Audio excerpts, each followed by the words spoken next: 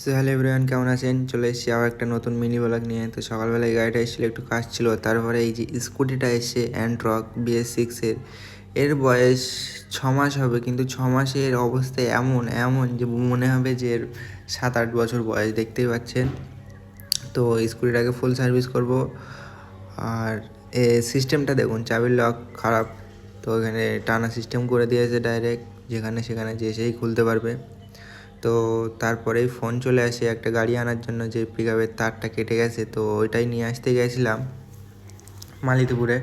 তো আমার সাথে আর একজনে যে গিয়েছিল, ওর একটু ব্যাংকে কাজ আছে বলে ও দাঁড়িয়েছে, আর আমি চলে এসেছি। তো এখন দোকানে যাচ্ছি, দেখতেই পাচ্ছেন মেঘলা মেঘলা ওয়েদার।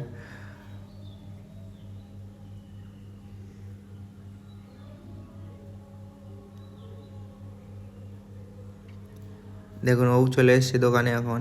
তো এই গাড়িটারই পিক আপের তারটা খারাপ হয়ে গেছিলো, এই যে কাস্টমার পিক আপের তারটাও দিয়ে দিয়েছে। আর কাস্টমার দেখুন ওই ভিতরের যে তারটা থাকে ওটা দিয়ে এখানে বেঁধে কী করেছে ট্যাপের সাথে।